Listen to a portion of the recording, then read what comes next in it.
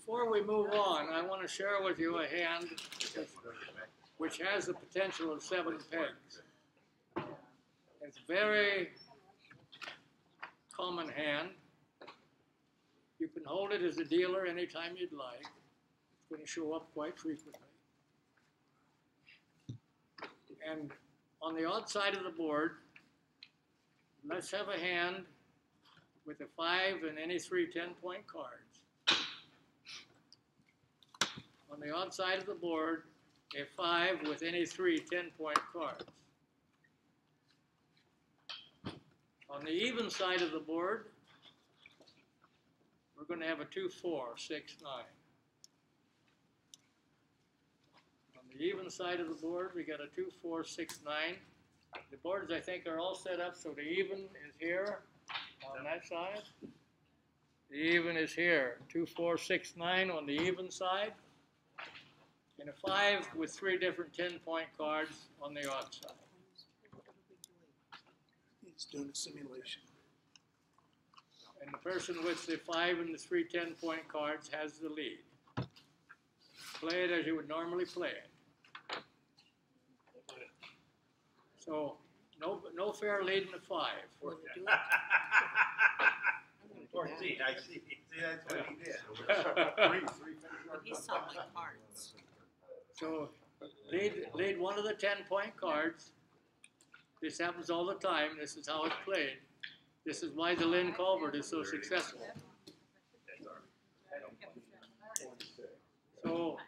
So what's going to happen when they give you the 10-point card, if it's a jack or a queen, a 10 or a jack, you're going to put the deuce on it.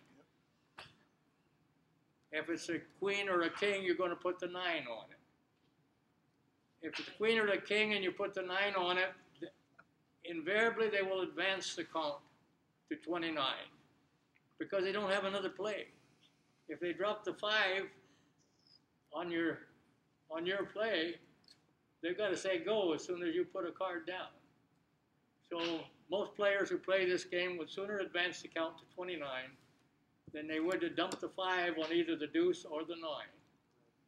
So they had 9, and the person with the 2, 4, 6, 9 plays the deuce for 31 for 2. The other person has the lead, and they don't like leading a 5, so they lead the 10, whichever 10 they got left.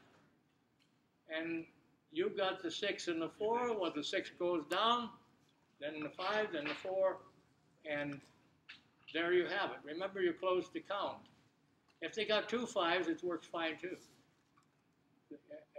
And it's not a bad hand, but you'll get the 5 a lot of the time, and you'll get the 2, deuce 9, magic 11 with the deuce 9, close the count at 31. You still got the 4 6. So if you pick up those cards and you're needing 5 pegs or more, play them in preference to other cards. If your opponent is 8 holes out, now if your opponent is only 2 holes out or 3, then they're going to keep maybe 2 6s with a queen jack. I mean, if they need 2, why bother with keeping a whole bunch of scoring cards? But anyway, go for it. When you got 2 4 6 9, chance to peg some good pegs. And I don't throw a good hand away if you need a good scoring hand, but like in endgame situations, very often you might need 5 or 6 or 7 pegs. You can get them with that hand quite frequently. And of course, how you get out of it is to lead the 5 or to drop the 5. But it's anyway. Be aware of it because it does have some real pegging potential, and for the dealer, not diddly there for the non-dealer. For the dealer, it's good hand. Okay. We were talking a little bit about these hands here. And if you hold these hands as the dealer, you want to hang on to the small pairs. If you're leading from these, then the proper lead is to lead from the pairs. works better to lead from the pair. So the game is entirely opposite whether you're dealing or non-dealing, how you'd present the cards. The dealer very often with this hand here can get the 4s in back to back for 31 for 4. Because you see there's a 3-card 11 there. And the 3-card 11 allows the dealer to score 31 for 4 with small pairs. What about this one? There's a 4-card 11. Is that common? That allows the dealer to pair them, put the deuces in at the end by playing the 4 on any 10-point lead, and then advancing the count to 27. The 4, if the opponent has a 5, the 4 forces the 5 off the play, and they'll generally make the count 24, to which you respond with 27 and a go, and it's 31 for 4. So understand when you look at these, they're entirely different, whether you're dealing or not dealing. How you play them is different. The pegging is different. The dealer has the advantage on all of these 11s. On the 2-card 11s, and we're going to get into quite a dissertation on the 11s and on down the line. I used to call them 11s from heaven. And then I read DeLynn's book. He calls them magic 11s. So we'll probably end up calling them magic 11s in here, just out of respect for his terminology. So they are pretty magical. But 2-card 11s, when you get to thinking of them, and we're going to go through quite a section in probably the next class, but we might get there tonight. If you get to thinking about the deck of cards, 0 through 10 is 11. There are no zeros, right? Huh. So 1 and 10 is 11. So if I go up 1 to a deuce, then I got to come down on the other end, right? If 1 and 10 is 11, 2 and 9 must be 11. If I go up another one to 3, then 8 must make 11, right? And then if I go up one more, 4, 7 must make 11. So it's 1, 10, 2, 9, 3, 8, 4, 7, 5, 6, right together. And the 5, 6 has particular magic for the dealer. It doesn't do a thing for anybody else. Now the 3-card 11s work for either. The 3-card 11s, 119, 227, 335, 443, 551. Can you do it with 2 6s? No, it's end. 551, that's the end of it.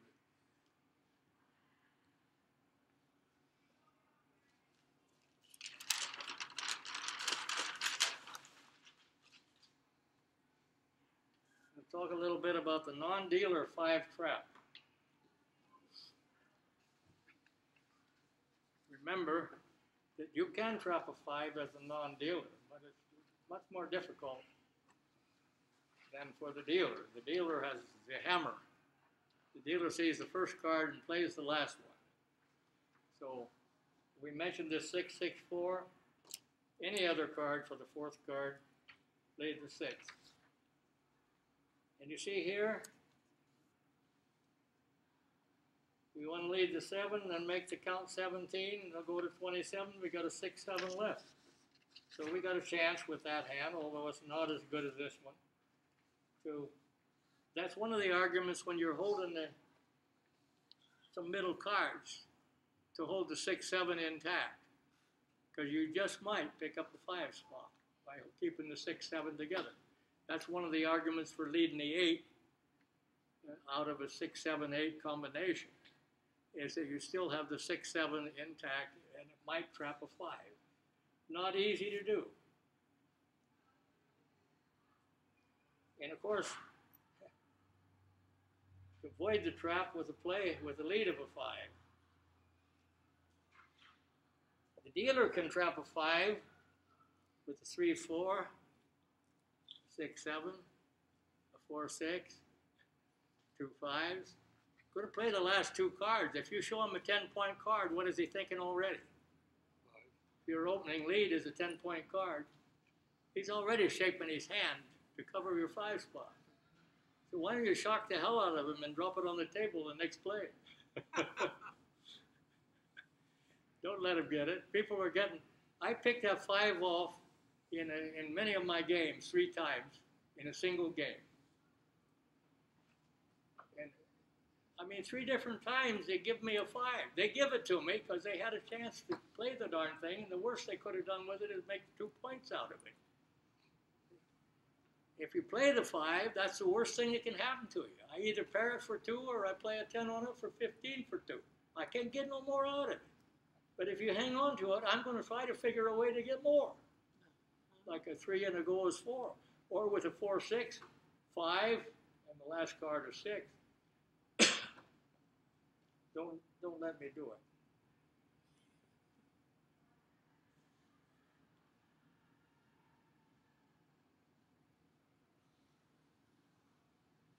Colvert plays that last hand a lot. He's got the 5 trap 2 different ways. And I've seen him skip and play the 7, but not play the 4 for 31. See, if you got a 10-point lead, you make the count 17, it goes to 27. Don't take the 31 if you need peg, make the count 29. And then you've kept the 4-6 intact, and you pick up the 5 for a run of 3 and 2 is 5, last card maybe 6. So I was amazed the first time I saw him play it. He's a wonderful pegger, especially in the end game. He wins a higher percentage of his end games than anybody I know in cribbage. And he's got this down to a science. But that's not that unusual a hand. The thing that's unusual, most people jump on the 31. Now they got a 2 and a 6 left. So, I mean, they got 2. Maybe 2 is all you need. But if you need more than 2, skip the 31. You don't have to take it, you know. You don't have to go to 31 if you don't want to.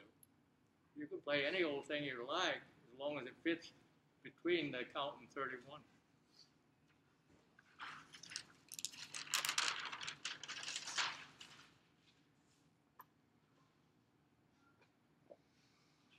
I want to review a little bit here from 4-12. It's got a number of I mentioned earlier that we need to decide each hand whether we're going to play offense, defense, or optimal. How do you do that? Well, first you look at the board. Where are your pegs? You like where they are?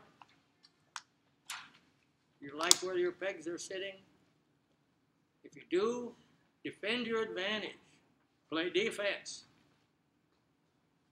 If you don't like where they are, then you flip it over and play offense. Now you do that with the same set of cards. You also change your strategy. You might have decided you're going all out offense. You hold 2 4s and a 5-6, and the cut is a 4. You know that you've got 21. Your opponent doesn't know that, but you do. So now, you might not need to play offense now. You might be just stingy as hell. So you might even skip a 15 just to advance the count if it looks like it would lead to a run for your opponent. So you change. You might stick with your strategy. Suppose you got a little hand like a 1, 2, 4, 8. That's 2 points. And the whole lot of cards will only give you 4.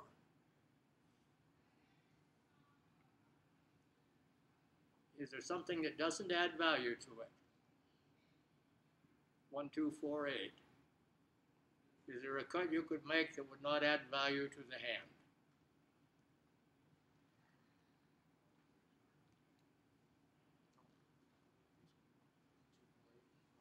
No. And that's there's a lot of hands like that, folks.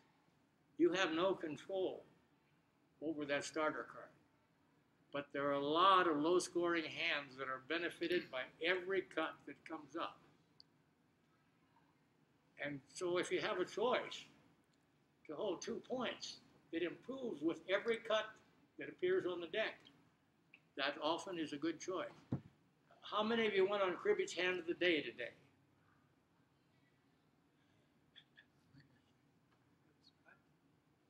Two, 5, 6, 7, 3, 5, 6, 7. Those are 2 more hands in every cut. Every cut in the deck improves them. Doesn't matter if you hit a 1 or a king or somewhere in between. The hand grows by at least 2 points, no matter what you turn out. Watch for those. But I show that one here.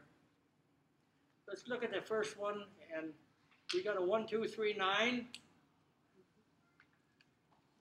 And if you were playing offense, now you're the non-dealer. You're the non-dealer, so you got the lead.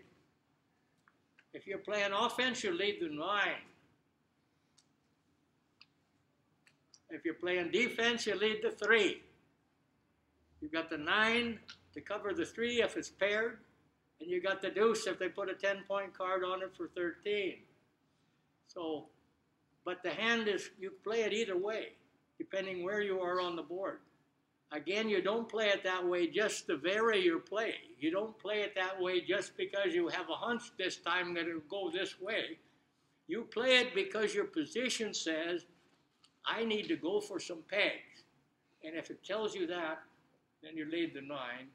And if you like where you are, your position looks good, you lead the 3. Same cards, played differently as the position dictates. If you get the next one down is the one I just mentioned, 1, 2, 4, 8, the same thing.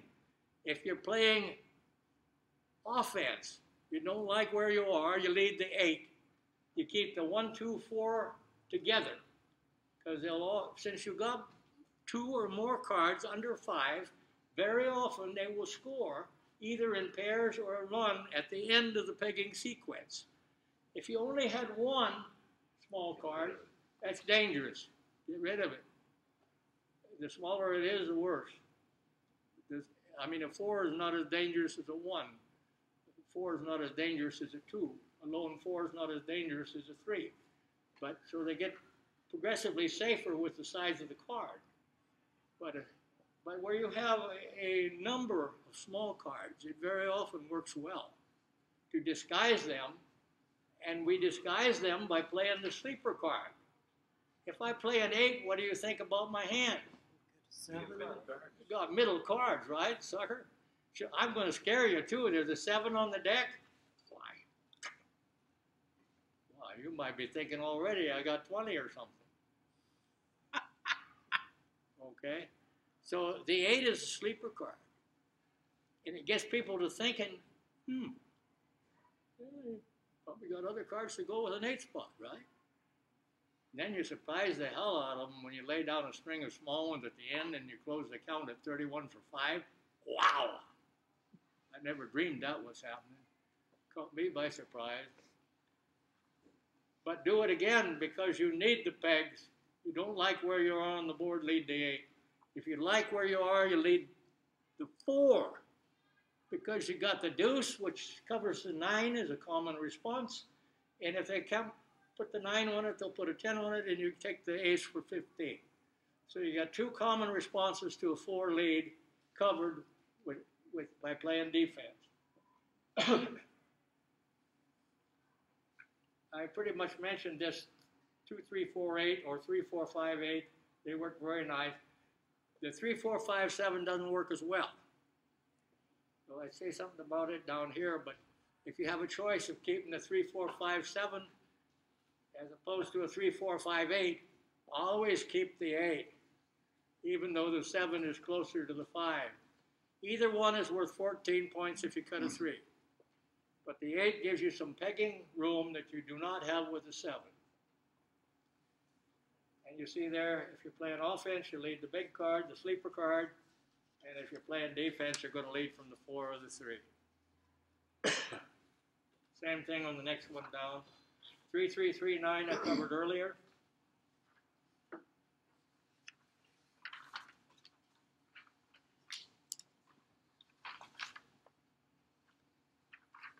I do want to mention defense, offense.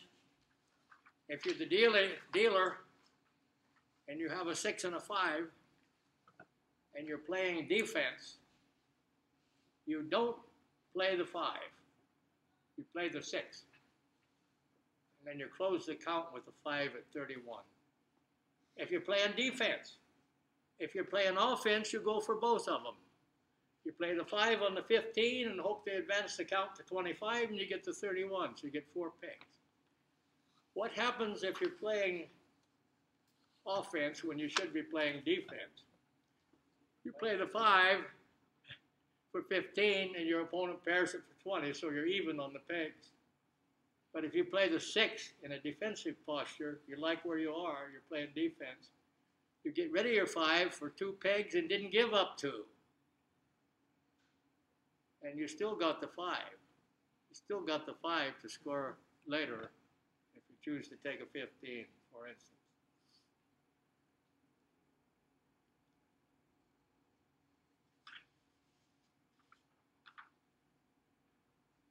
Anybody see anything on this paper that's confusing? It says offensive pegging, defensive pegging, front and back.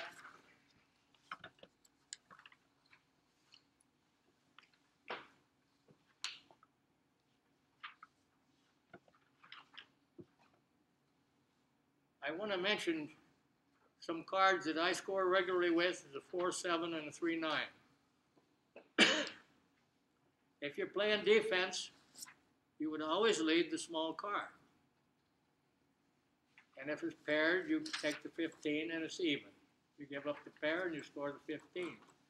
If you got a 4 and a 7, you lead the 4. If you're playing defense. If you're playing offense, 2 pegs ain't enough for me, brother. It's looking pretty bleak in this darn game. I got a chance to play a 7, and if they got a 4, they love to make the count 11. So, hope to do. Be 15 for 4. So I got 4 pegs instead of 2. Same with the 3-9. I love DeLynn Colvert, and I got to tell you, I pulled that 7-4 trick on him twice in one game. And he said, you know, nobody plays that damn hand that way. I said, well, if I want 4 pegs, I better play it this way, right? Yeah, that's it. Same way with most folks are not afraid of dropping a 3 for a count of 12 if you've led a 9 because they think you're the damn fool. If you had a 3, you would have played it to begin with. You're showing them a card that you leads them, and it's to your advantage. So you got a chance in either case to get 15-4. If you play it the other way, probably the best you can do if they pair is 2.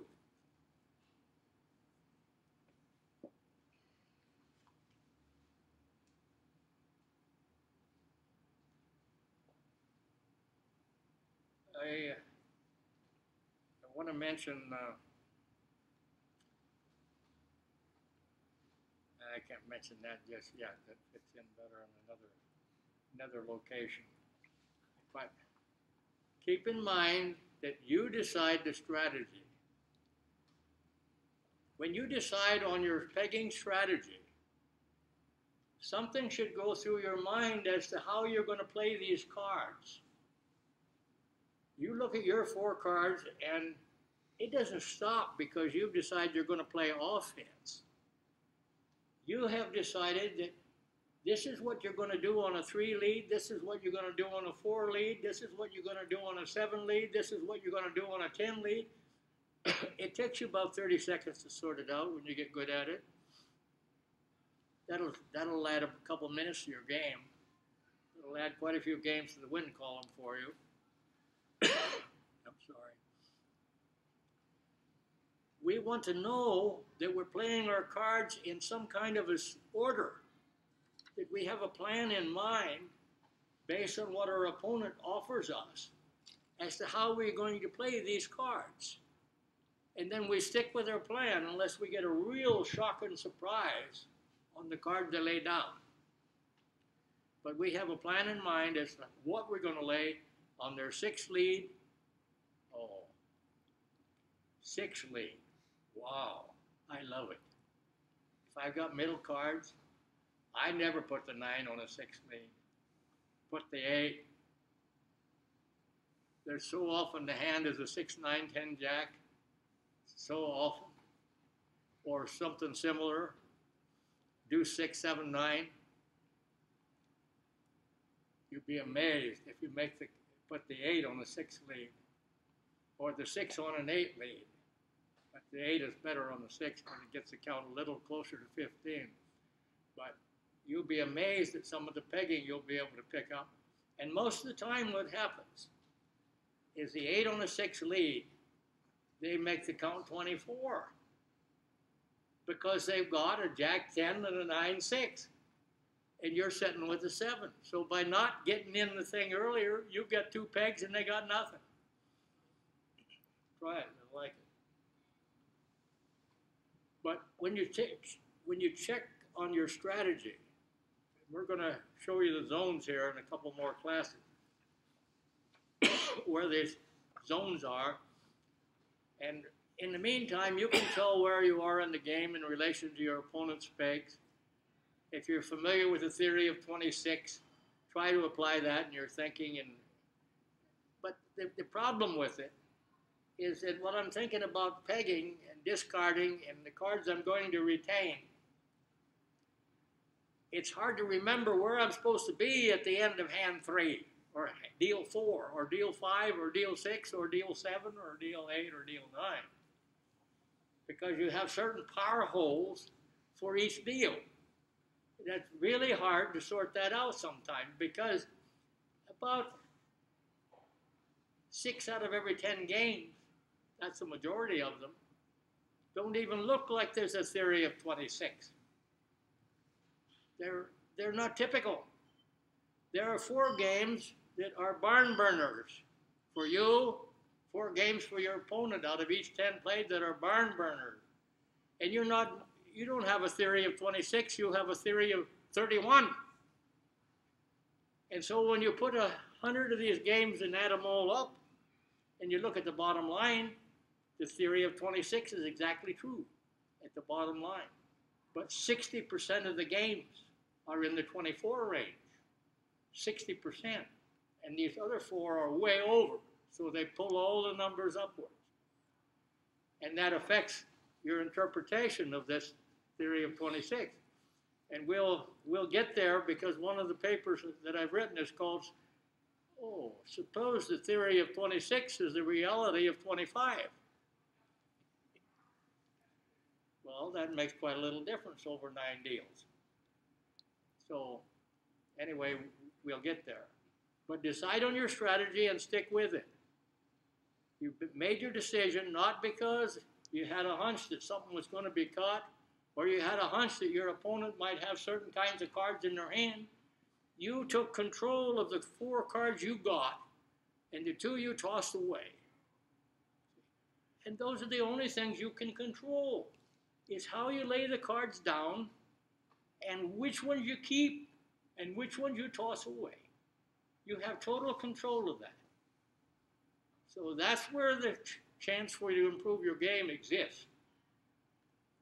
Now, I demonstrated in this class a few years back that you can get good at cutting.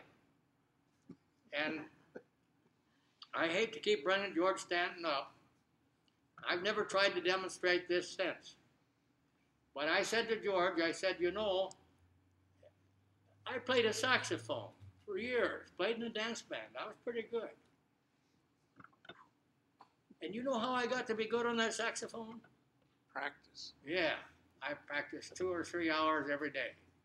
I played on the porch, in the bedroom, in the attic, under the apple tree. I played a saxophone any place you could play a saxophone.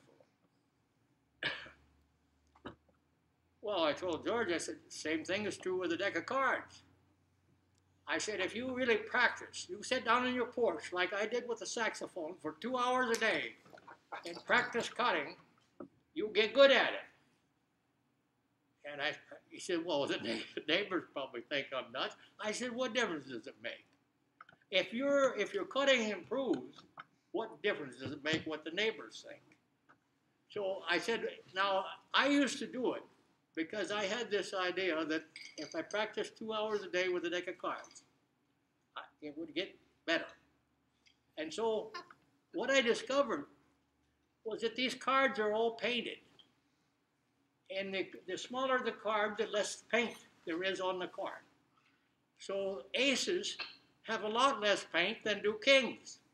You can look at them and see it. I mean, just look. See here? Here's a king. Look at all the paint on that sucker.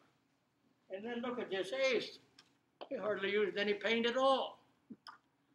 Well, you know, George, what'll happen? Paint causes friction. So paint causes friction. So if you've practiced, you can feel the difference in the friction. And you can slide these apart. Ah, there it is. Oh. This was a standard deck of cards, and he said, how the hell did you do that? I said, I explained it to you.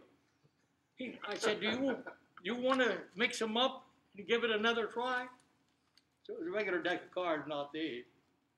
So he did, and I said, hey, there it is, Joe. He said, how in the world you, well, it was strictly accident.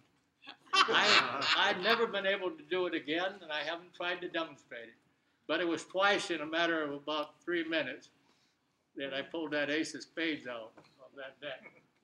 And he sometimes asked me, he said, you know, I get thinking about that at night, and you spending 2 hours a day practicing that, and then showing me 2 times in a row that you could pull the damn ace of spades out of there. He said, how did you do that? I said, I can't tell you. Just practice. Just practice. Just practice. Oh, okay. Now,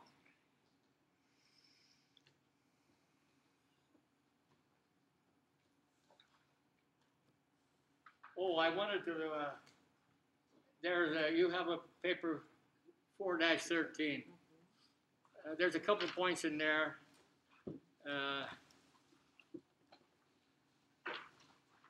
That I think are worth mentioning. If you're dealing, and you have a choice of putting a 10 queen to your crib or a queen king to your crib, the 10 queen is slightly better, even though both of them take the jack, because you can build downwards from the 10, and whereas with the king queen you can only build one direction. So if it comes to that, neither one are very good discards. But the 10 queen is slightly better to your own crib, even though the king queen has a lower average if you're tossing it on the other side of the board. So, and the point I made much earlier, the final paragraph on that first page of 4-13, is something you've heard me say, that the dealer does not often put a 5 in their crib. And if you think of your own cribs, playing 9 games of cribbage, how many times can you actually put a 5 in your crib? Probably most every time you're looking at your cards, though, you're thinking, geez, I'd like to get this 5 in the crib. But just like it says here, it works with a 1-9, it works with a 2-8, it works with 3 7s, 4 6s, all those 10 pointers. So what happens when we discard? We shake in the boots if we throw a 4-6 to our opponent's crib. Well, it's not a fantastic discard, because the 6 might connect with the middle cards, 7-8, which is very common. But the 4-6 in itself, 2 cards at total 10, really do not have as high an average as you think. 1-9, 2-8, 3-7, 4-6. Because the dealer can't put a 5 in the crib very often, even though he'd like to. So that's a point made at the bottom of this page, and it's good to keep in mind. But if you can find a better, certainly a 6 king is a lot better than a 4-6. Okay, I mean, if you have a better choice, make it, but don't quake in your boots because you're putting a 1-9, a 2-8, a 3-7, or a 4-6. Because most of the time, unless you cut the 5, that's what I do. I dump the 4-6 and turn around and cut a 5. Yep. while I'm holding 1, 1, 2, 3 in my hand. You know the feeling? Yeah. Hold 1, 1, 2, 3. Cut to 5. You can almost predict you'll cut to 5 if you hold 1, 1, 2, 3. Don't throw away points to keep from giving the dealer a queen king. A lot of people worry about the queen king, and they switch to a jack king. Well, a jack king, we're back into discarding, but it all ties together. Jack king has a higher average than a queen king simply because of the jack. And if you remember back in the discarding class, I talked about the value of the jack, the key connector, it has added value, and you pull it out of your hand, so you destroyed the chance of you having the right jack, and you put it in the crib, which increases the chance that the crib will have the extra point rather than your hand. So you reverse the whole thing there, and you could have pitched the king-queen, had a lower average, and kept the jack in your hand.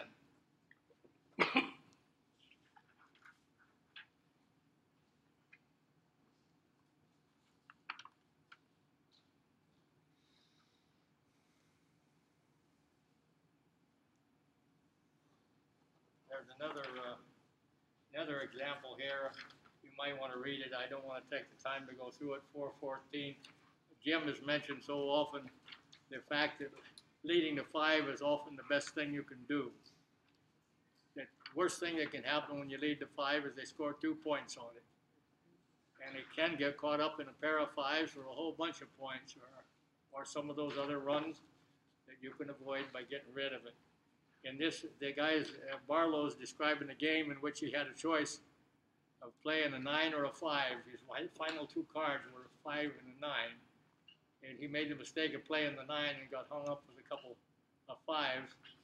And so he would have won the game had he led to 5. But he ended up losing it because he hung on to the 5. And that happens more than it should. Happens more than it should. I think, you know, I don't know if I hand this out now, then we'll have to have them bring it back next week, and it's 10 minutes to 8. Why don't we go ahead and start our games a little early, and we'll have a handout on the Magic 11. That'll start our next week's class. And from that, we'll get into some other advanced pegging traps. A lot of them are come out of the 4-card 11s. With the dealer holding 4-card 11s. It's some powerful pegging. Any questions?